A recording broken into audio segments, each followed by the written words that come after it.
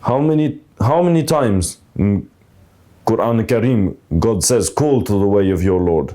In translation, call to the way of your Lord. And we don't do it enough anyway. Because if really us Muslims would behave in an Islamically correct way, with good behavior, would really think about spreading Islam, about speaking to the people, being friends with them. If you're not friends, if you don't know him, being nice. Maybe, who knows, if one of the sisters were in hijab, or one of the brothers maybe would happen to have a beard or look Muslim, might just help one person one day in the bus or carry the bags. That person might think later about Islam, might think, he's a Muslim who did it, and might think about Islam. That's a very important point. And yeah, we should speak more, bring people to ask questions about Islam, be more active. I see, like, for example, the brothers in England, mashallah, doing very good with that. They have tables in the city centers with information about Islam. The masjid organize groups that go and clean the snow in winter when it's snowing, and in the same time giving info about Islam. And I think we need to realize that. And we need to think that it's not a game. Life is not a game. After we die, we go to Jannah or to Jahannam forever. And what we must think is, would you want to let these people go and maybe end up in Jahannam, when you could have maybe talked to them about Islam? Show them the way of your Lord, of our Lord, of the Lord of the universe, the way He wanted for humanity, the way what He created humans for. And inshallah, I think if we complete these things, many more people would be guided to Islam, would be converted to Islam. Of course, Allah gives hidayah, only Allah gives it, but He always gives it with a cause.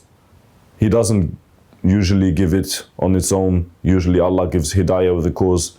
And we must, every Muslim, we must all think that we need to be this cause. We have some questions as a concept, and you can answer how you feel. For example, what's the meaning of Allah, and how we should love Him?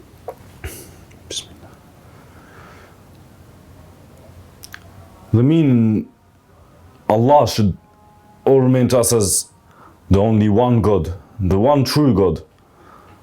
He is the one who created the world, the universe, the people, plants, trees, animals, water, planets, everything from nothing. He is the all-powerful. He is most merciful, most gracious. We don't always even think so much about His mercy, but when you realize every time you eat something, every time you drink, every time you breathe the air, it's just by His mercy that He gave that to us.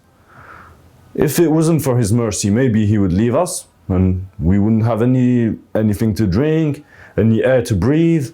We wouldn't live, we wouldn't exist. And we must know that Allah alone has the right to be worshipped, but only Allah is God. Only Allah is powerful to forgive you, to punish you, to help you, to cause you good or bad. There's no other gods next to Allah. Allah is the greatest, and we must realize that to understand this, we must see the creation, the universe, everything, and realize that it has a creator, that the creator can only be one, and that we must adore Him, we must pray to Him, we must obey His rules. He knows better, we don't know. When Allah gives us rules, He knows that it's for our good, so we must obey Allah and try and please Him in every single of our actions. So if you compare with the God in other religions like Christian, you could compare with the God in Christianity. You can see it quite close, because except for the shirk that they call Hazrat Isa alayhi salam, son of God. In the rest of it, in Christianity, the concept of God who created everything, who's all powerful, is quite close, except some mistakes they have. Some kufr, like saying God rested on the seventh day after he created the world and things like that. But generally you can say that the concept is close to the same with Christianity. And well, when you come to Buddhism, Hinduism, you can say they're completely lost. Like saying, don't know, praying to a statue, calling an animal a god, calling a cow a god. I mean, some of the people who worship like statues, I would say, give me your statue. Like, what good can it do to you? If you ask it anything, what good can it do to you? Nothing. And what bad can it, how can it hurt you? How can it do bad to you? Nothing as well. You can build a beautiful statue and call it your god. It's not going to do you any good. You can smash it down once you've finished it. It's not going to do you any bad. Allah only is powerful, and that's the main thing. We could say that in Islam, 2 + 2 = 4.